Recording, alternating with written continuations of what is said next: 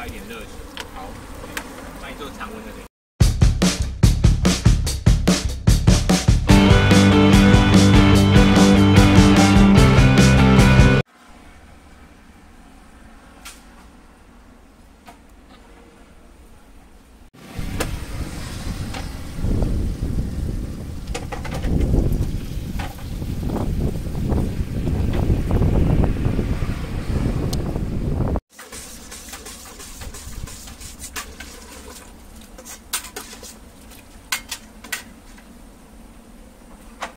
冰的好了，没办法做冰的，因为还会用到一点热水。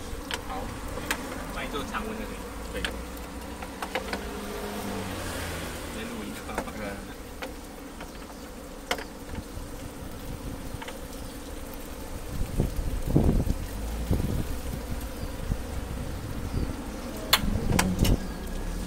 这个是板起来的。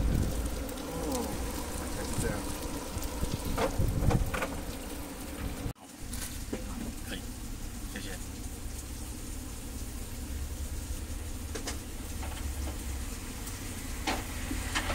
这是韭菜蒸饺哦。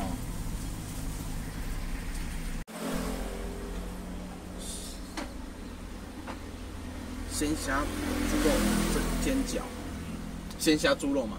对，都会加猪肉。好，看起来还不错哈、哦，先吃一颗原味的看看。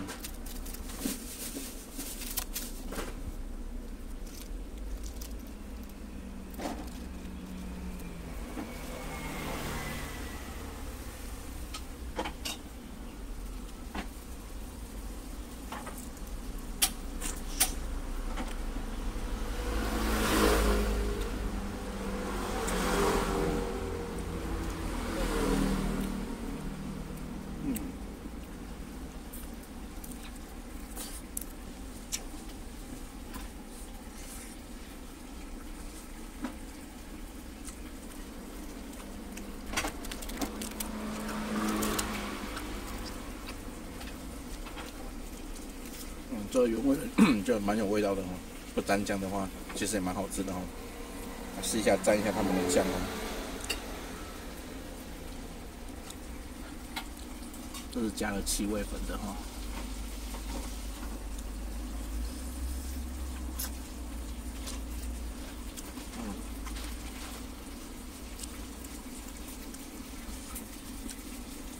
它这个酱油不是那种一般的酱油，它可能有先处理过哦，有微微的甜味哈。好，你看它虾这个鲜虾饺里面啊，是包了整只的虾子，哎，还不错哎。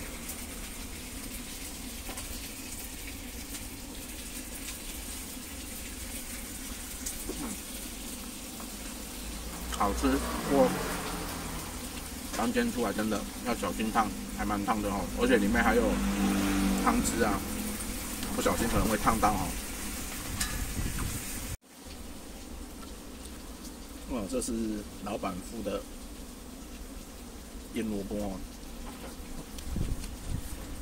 很脆，而且吃起来有一点酸酸甜甜，然后还有一股梅子的味道哦。然后这个蛮好吃的嘞，不会比它的主菜差哦。来试一下它的蒸饺，老板很贴心哦，怕凉掉哦，帮我又把盖子盖起来哈、哦，试一下。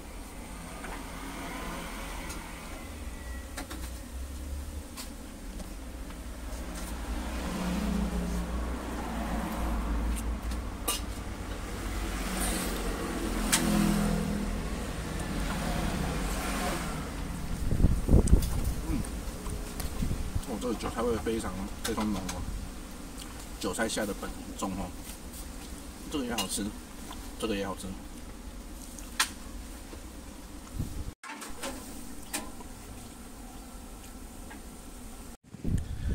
哦，东西我们就吃完了哦，那这一餐吃起来感觉真的不错哦，这是同事介绍给谢哥的。